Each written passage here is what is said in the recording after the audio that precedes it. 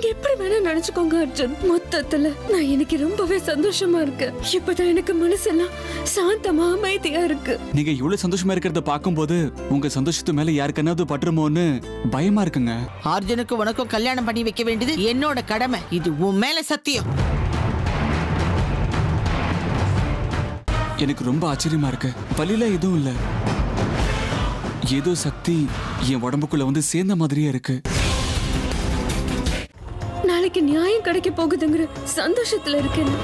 நீ முடிவு பண்ண மாதிரி நாளைக்கு ராத்திரி அந்த ருத்ரா சாக போறான். அம்மா, ஏதோ வேலை இருக்குன்னு கூப்பிட்டீங்களே, என்னம்மா? அதான் கருணா, நாளைக்கு பார்ட்டிக்கு வரவங்களுக்கு எல்லாம் ஒரு சின்ன ரிட்டர்ன் கிஃப்ட் கொடுக்கலான்னு நானும் சித்ராவும் பேசிக்கிட்டு இருக்கோம். அதனால சாயங்காலத்துக்கு மேல கிஃப்ட் கடை வரைக்கும் ஒரு எட்டு போயிட்டு வந்துடலாமேன்னு. அப்படியே கேட்டரிங்க்கும் சொல்ல வேண்டி இருக்குல்ல. ஓ, அதா நான் கேட்டரிங்க்கு ஏற்கனவே சொல்லிட்டேம்மா. ஆனா கிஃப்ட் என்ன கொடுக்கறதுன்னு எனக்கு எதுவும் புரியலம்மா. நீங்களே டிசைட் பண்ணிக்கோங்களேன். அப்படியே இன்னும் என்னெல்லாம் வேலை இருக்குன்னு லிஸ்ட் போட்டுருங்க. அது எல்லாத்தையும் செஞ்சு முடிச்சிடலாம். அப்பதான் நாளைக்கு நிம்மதியா இருக்க முடியும். என்ன அம்மாவும் பிள்ளையும் பார்ட்டி அரேஞ்ச்மெண்ட்ஸ்ல பிஸியா இருக்கீங்க போல இருக்கு. ஆமா ருத்ரா, இதெல்லாம் சகஜம் தானே. பார்ட்டினாலே கடைசி நிமிஷம் வரைக்கும் ஏதாவது ஏற்பாடு பண்ணிக்கிட்டே இருக்கணும். அது சரி, உங்க எல்லார்கிட்டயும் ஒரு விஷயம் சொல்ல வேண்டியிருக்க. அதுக்காக தான் வந்தேன். என்ன ருத்ரா? இந்த பார்ட்டி எல்லாம் முக்கியம்தான். ஆனா அர்ஜுன் இந்த வீட்டை விட்டோ இந்த ஊரை விட்டோ எங்கேயும் போகாம பாத்துக்க வேண்டியது ரொம்ப முக்கியம். அத சொல்லதான் வந்தேன். அர்ஜுனை எங்கேயும் அனுப்பாதீங்க. சரிங்க சித்தப்பா. அவன் எங்க போறான்? ஆனா பாட்டி அவனை ஏதோ கோயிலுக்கெல்லாம் கூட்டிட்டு போகணும்னு சொல்லிட்டு இருந்தாங்க. அதெல்லாம் தேவையில்லை. அவன் எங்கேயும் போக கூடாது.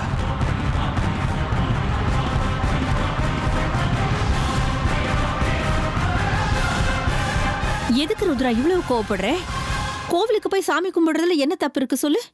அது கூட அவங்க கோவிலுக்கு நாளைக்கே போக போறது இல்ல, நாளை மறுநாள் தான் போக போறாங்கன்னு நினைக்கிறேன். அண்ணி, நான் தான் வேண்டான்னு சொல்றேன்ல. அதான் ஏன்னு கேக்குறேன். அண்ணி, சும்மா கேள்வி மேல கேள்வி கேட்காதீங்க. வேண்டான்னு சொன்னா வேண்டாம்.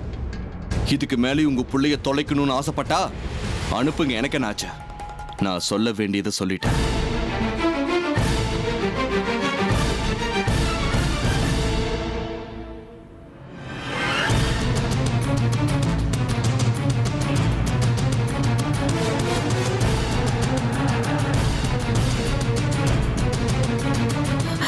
என்ன ருத்ரா நீ இப்படி எல்லாம் பேசுற?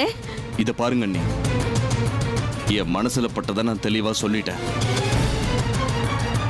எந்த காரணத்தை கொண்டோ அர்ஜுன் இந்த வீட்டை விட்டோ இந்த ஊரை விட்டோ எங்கேயும் போக கூடாது.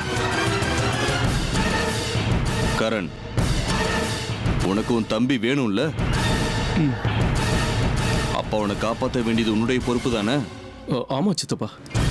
அப்ப நான் சொன்னதை மனசுல பதிச்சுக்கோ. அர்ஜுனை வெளியில எங்கேயும் அனுப்பாதீங்க. அவனை பத்திரமா பாத்துக்கோங்க. சரிங்க சித்தப்பா.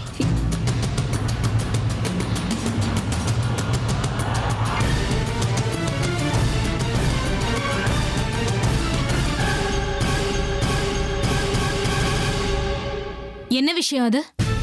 அன்னைக்கே சொன்னேன்ல, பிறந்த நாள் அன்னைக்கு நானும் அர்ஜுனும் கோயிலுக்கு போக போறோம்னு. ஆமா, இதுல பெருசா பேசுறதுக்கு என்ன இருக்கு? கூட்டிட்டு போறதுன்னு முடிவாயிடுச்சுல, விடுங்க.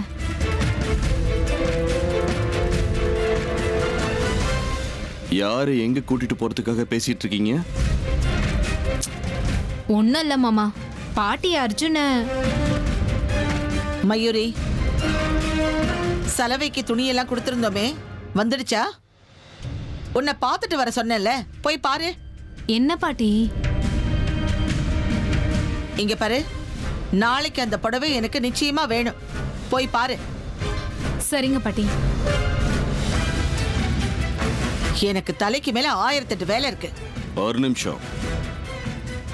எனக்கு தெரியாம ஏதாவது சதி வேலை செய்யணும்னு நினைச்சீங்கன்னா அதை இதோட விடுறது உங்களுக்கு நல்லது. சதி வேலையா? என்னடா சதி வேலை? எதுக்கு என்னென்னமோ உளறிட்டு இருக்க?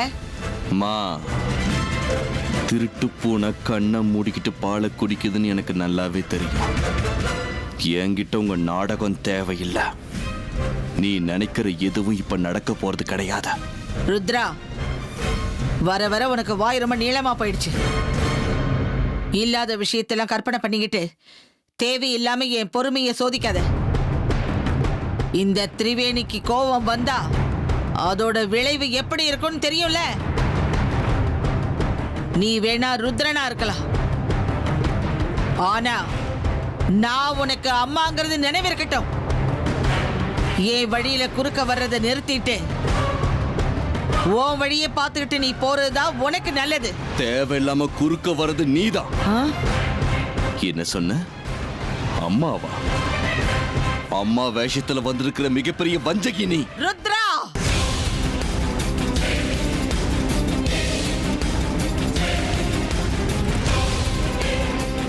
உண்மையை சொன்னா உனக்கு ரொம்ப கஷ்டமா இருக்குல்ல? நானும் இத்தனை நாளா ஐயோ பாவன்னு தாய் இல்லாம தவிச்ச எங்களுக்கு சுயநலம் இல்லாம தாய் என்ப கொடுக்கறதுக்கு நீ இருக்கன்னு நினைச்சிட்டு இருந்த. ஆனா என்னைக்கு உன் பிள்ளையவே எதிர்க்க நீ துணிஞ்சிட்டியோ, அவன் சவாலுக்கு மறு சவால் விடுற அளவுக்கு துணிஞ்சியோ, அன்னைக்கே உனக்குள்ள இருக்கிற சுயநலக்காரி வெளியே வந்துட்டா. ஏய் நிறுத்து. என்ன சுயநலக்காரின்னு சொல்றதுக்கு முன்ன நீ யாருங்கிறத யோசிச்சு பாரு. அதுக்கப்புறம் என்ன பத்தி பேசு. என் தாய்மையை பத்தியும் பாசத்தை பத்தியும் பேசுறதுக்கு முன்னாடி நீ ஒரு நல்ல மகனா எந்த அளவுக்கு உண்மையா நடந்துகிட்டேன்னு கொஞ்சம் யோசிச்சு பாரு. மகனோட பாதையில தடையா நின்ன அவன் பொருளைய பறிக்க பாக்குறியே, அவனையே எதிர்க்க நினைக்கிறியே. உன்னுடைய தாய்மை பத்தி எனக்கு நல்லாவே புரியுது. இனிமேல் உன் மேல எந்தவித மரியாதையோ பாசமோ இல்லைன்னு சொல்லிட்டேன்ல. ஆமா, இது உனக்கும் பொருந்து ருத்ரா. தாய் ஆசைப்பட்ட பொருளை அபகரிக்கணும்னு பார்த்தது இல்லாம சீராட்டி பாராட்டி வளர்த்த தாய என்னைக்கு உன் காலால எட்டி உதைச்சு அவமானப்படுத்தினியோ அன்னைக்கே உன் மேல நான் வச்சிருந்த பாசம் அடியோடு போயிடுச்சுடா. அர்ஜுனும் இந்த வீட்டை விட்டு வெளியே கூட்டிட்டு போக முடியும்னு நினப்புல நீ இருந்தன்னா அது இப்பவே விட்டுற. அதுக்கு இந்த ருத்ரா என்னைக்குமே அனுமதிக்க மாட்டான். நான் எப்போ எதை பண்ணணும் எப்படி பண்ணணுங்கிறதெல்லாம் எனக்கே நல்லா தெரியும். அது நீ எனக்கு சொல்ல தேவையில்லை. தப்பான அடி எடுத்து வச்சிருக்கிறது நீதான். நான் அர்ஜுனை இங்க இருந்து கூட்டிக்கிட்டு போறத எப்படி நீ தடுக்கிறேங்கிறத நானும் பாக்குறேன். யுத்த பூமியில கால் எடுத்து வச்சதுக்கு அப்புறம் தப்பு சரியெல்லாம் தெரியாது திருவேணி. உன் அடியை நீ எடுத்து வை, என் அடிய நான் எடுத்து வைக்கிறேன். இந்த யுத்தத்துல யாரு ஜெயிக்கிறாங்கன்னு பாப்போம். இந்த ருத்ரனோட திறமை எப்பேற்பட்டதுன்னு உனக்கு தெரியும்ல.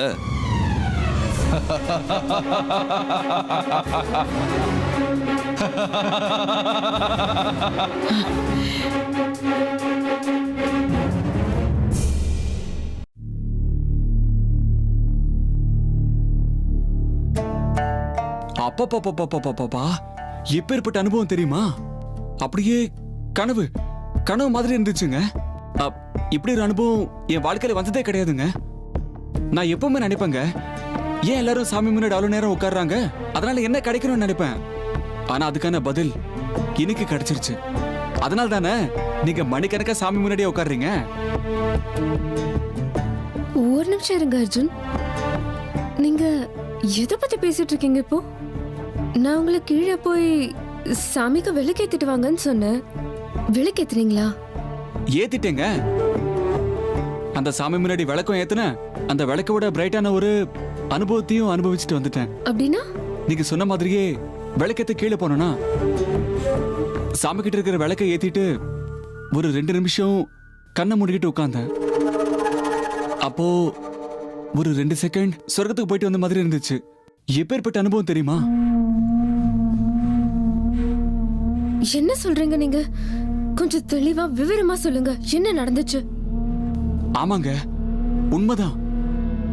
நான் விளக்கேத்துறதுக்காக சிவலிங்கத்துக்கு முன்னாடி உட்கார்ந்துட்டு இருந்தேன். ஏதோ ஒரு வெளிச்சம் என் இதயத்துக்குள்ள வந்து சேர்ந்த மாதிரி இருந்துச்சு. அன்னைக்கு என் கனவுல கூட இதே மாதிரிதான் ஏதோ ஒரு சக்தி வந்து என் உடம்புக்குள்ள சேர்ந்த மாதிரி இருந்துச்சு. எனக்கு சிவலிங்கத்துக்கு முன்னாடியும் அதே அதே அனுபவம் தான் கிடைச்சது. அது என்னன்னு என்னால எக்ஸாக்டா சொல்ல முடியல. பட் அத அனுபவிச்சா மட்டும்தான் உங்களுக்கு நல்லா புரியுங்க. இவர் எந்த கனவை பத்தி பேசுறாருன்னு தெரியலையே. அப்படி என்ன கனவா இருக்கும்?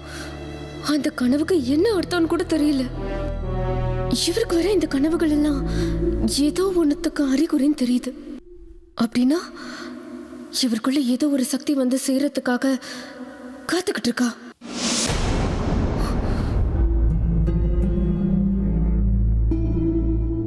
அந்த சக்தி எதுவா இருக்கும்? இவருக்கே அடிக்கடி இவர் உடம்புக்குள்ள ஏதோ வந்து சேர்ற மாதிரியான கனவுகள் எல்லாம் வருது. இது எல்லாத்துக்கும் பின்னாடி கற்பனைக்கு எட்டாத ஏதோ ஒரு ரகசியம் இருக்கு. யோசிச்சு பார்க்கவே ரொம்ப குழப்பமா இருக்கு.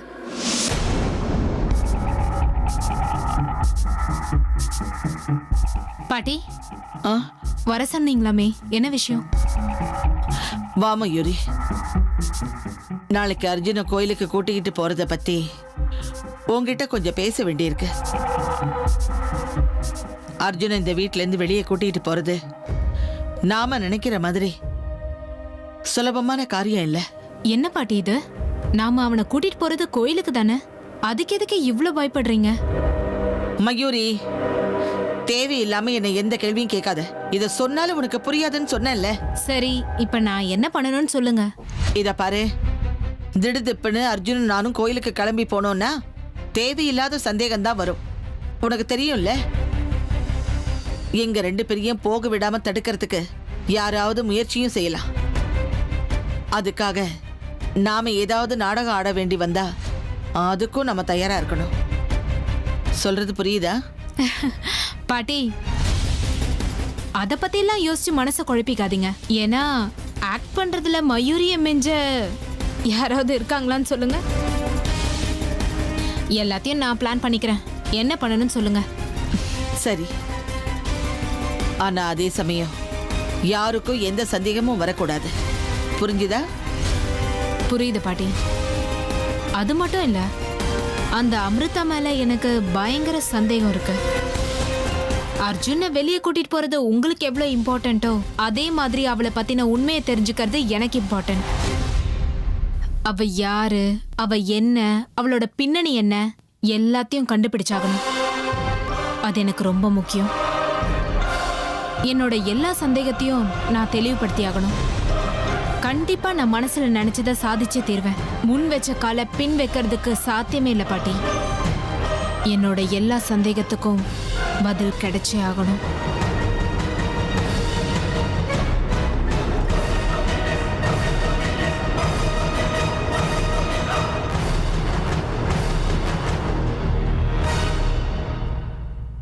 எங்க அமிர்தா, எங்க போய்கிட்டே இருக்கீங்க?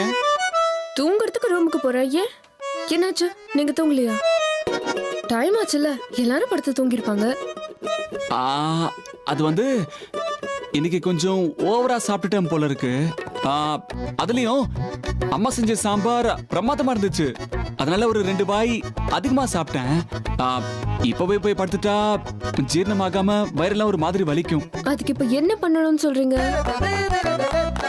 வேணும்னா இஞ்சி கஷாயம் போட்டு கொடுக்குறேன், அதை குடிச்சிட்டு படுங்க, எல்லாம் சரியாயிடும். ஐய, அதெல்லாம் ஒண்ணும் வேண்டாங்க. சும்மா அப்படியே வாக் பண்ணிட்டு வந்தா எல்லாம் சரியா போயிடும். அப்படியே உங்க கூட டைம் ஸ்பெண்ட் பண்ண மாதிரியே இருக்கும். என்ன, இந்த நேரத்துலயா?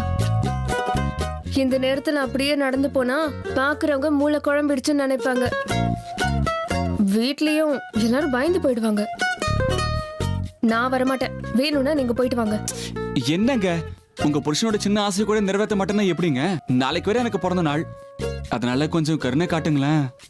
இது நீங்க கொடுக்குற கிஃப்டா கூட நினைச்சுக்கோங்க, நான் ஏத்துக்கிறேன். ப்ளீஸுங்க, ப்ளீஸ் வாங்கல. அப்படியே கொஞ்ச தூரம் போயிட்டு வந்துடலாங்க. வீட்டுல யாருக்குமே தெரியாது. இப்படி போயிட்டு அப்படி வந்துடலாங்க. அது அது வந்து அர்ஜுன், ஏற்கனவே அத்தை உங்களை பத்தி நினைச்சு பயந்து போயிருக்காங்க. அதுவும் இல்லாம இந்த நேரத்துல நாம வெளியில போனோம்னா. ஐயோ, அதெல்லாம் எதுவும் ஆகாதுங்க. நீங்க என் கூட இருக்கீங்கல்ல, புல்லட் ப்ரூஃப் ஜாக்கெட் மாதிரி. அப்படின்னா சரி வாங்க, ஆனா சீக்கிரமா திரும்பி வந்துடணும். ஐயோ ஒத்துக்கிட்டீங்களா? பரவாயில்லையே, நான் இன்னும் என்னெல்லாம் சர்க்கஸ் பண்ணதான் நீங்க ஒத்துக்குவீங்களோன்னு நினைச்சேன். ரொம்ப சந்தோஷமா இருக்குங்க. இன்னும் என்னெல்லாம் சர்ப்ரைஸ் இருக்கோ. வாங்க வாங்க வாங்க வாங்க வாங்க. கொஞ்சம் தூரம் தான் நான் வருவேன், இப்பவே சொல்லிட்டேன். சரி வாங்க போலாம். உங்க கூட 4 அடி நடந்தாலும் 400 அடி நடந்த மாதிரிங்க.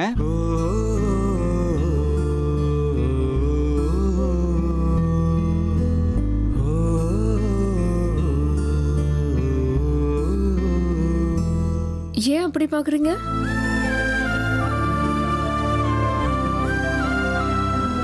ஒண்ணும் இல்லைங்க அமிர்தா, இன்னைக்கு என் கூட வர்றதுக்கு நீங்க ஒத்துக்கிட்டீங்கல்ல, ஸ்வர்க்கமே கிடைச்ச மாதிரி சந்தோஷமா இருக்கு. இந்த சந்தோஷத்தோடயே என் உயிர் போனாலும் பரவாயில்லைங்க.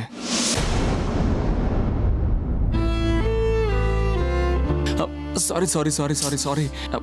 எனக்கு தெரியும் நான் இந்த மாதிரி பேசினா உங்களுக்கு கோவம் வருந்தான். பை மிஸ்டேக் பேசிட்டேங்க. I am sorry. சாரிங்க. இன்னும் இப்படி பேசக்கூடாது, புரியுதா? ஆ, ஆ, ஆ, ஆ, ஆ. கண்டிப்பா இனிமே இப்படி எல்லாம் பேச மாட்டேன். சரி கிளம்பலாமா?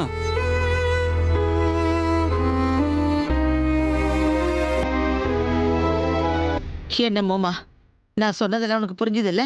புரிஞ்சுது பாட்டி. பாட்டி யாரோ வராங்க போல இருக்கு.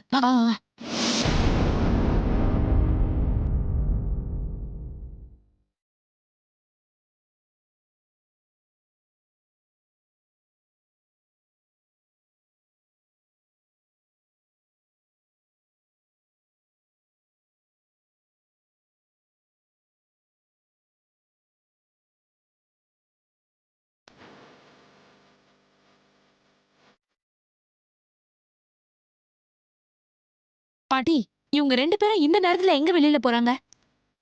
அதுவும் வீட்ல யார்கிட்டயும் சொல்லாம நீங்களாவது எங்க போறாங்கன்னு கேளுங்க பாட்டி. சும்மா இரேண்டி, நீ வேற பிரச்சனை அதிகமாக்காத. இல்ல பாட்டி, இவங்க 2 பேரும் வெளியில போறத பாக்கும்போது ஏதோ விஷயம் இருக்குன்னு எனக்கு தோணுது. நம்ம இப்படியே வேடிக்கை பார்த்துட்டு இருந்தா எல்லா வாய்ப்பும் நம்ம கையை விட்டு போயிடும் பாட்டி. யாருக்கு தெரியும், இவங்க 2 பேரையும் இன்னைக்கு நம்ம ஃபாலோ பண்றதுனால அந்த அமிர்தாவை பத்தின விஷயம் தெரிஞ்சாலும் தெரியலாம்ல. இந்த மாதிரி சின்ன சின்ன ஆப்பர்ச்சுனிட்டிஸை நம்ம மிஸ் பண்ணிடக்கூடாது. சொல்ல முடியாது, இவங்க 2 பேரையும் நம்ம ஃபாலோ பண்ணா ஏதாவது ஒரு விஷயம் நமக்கு கிடைக்கும். பாத்துடலாம். நான் உங்களை ஃபாலோ பண்றேன். ஆமா, நீ சொல்றதுலயும் அர்த்தம் இருக்கு. நீ பின்தொடர்ந்து போகும்போது அவங்களுக்கு ஏதாவது சந்தேகம் வந்துருச்சுன்னா பிரச்சனையில மாட்டிக்க மாட்டியா? எதுக்கும் கொஞ்சம் ஜாக்கிரதையா இரு. ஐயோ, நீங்க அதை பத்திலாம் கவலைப்படாதீங்க பாட்டி. இதெல்லாம் பண்றதுல இந்த மயூரி எக்ஸ்பர்ட். நான் போய் இந்த வேலையை நல்லபடியா முடிச்சிட்டு வரேன் பாருங்க. நீங்க போய் நிம்மதியா தூங்குங்க. பாட்டி டென்ஷன் ஆகாதீங்க, போய் தூங்குங்க. சொல்றத கேளுங்க பாட்டி, நீங்க டயர்டா இருக்கீங்க. நான் போய் பார்த்துட்டு வந்துடுறேன். இருந்தாலும் எனக்கு என்னமோ பயமா இருக்குமா. ஜாக்கிரதையா போயிட்டு வா. சரி பாட்டி. என்ன, ம். பார்த்து போயிட்டு வா.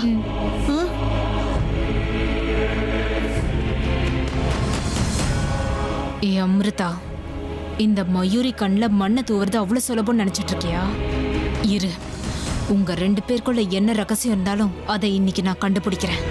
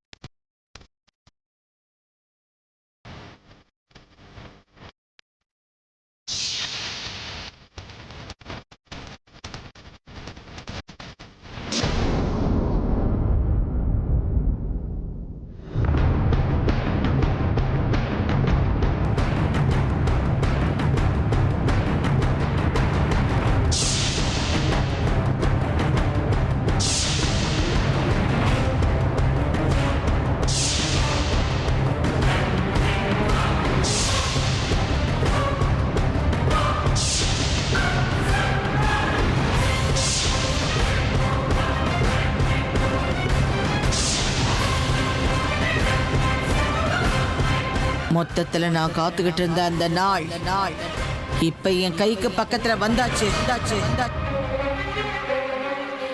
இத்தனை வருஷங்களா நான் செஞ்ச தவத்துக்கு பலனான அந்த நாள் நெருங்கி வந்துடுச்சு.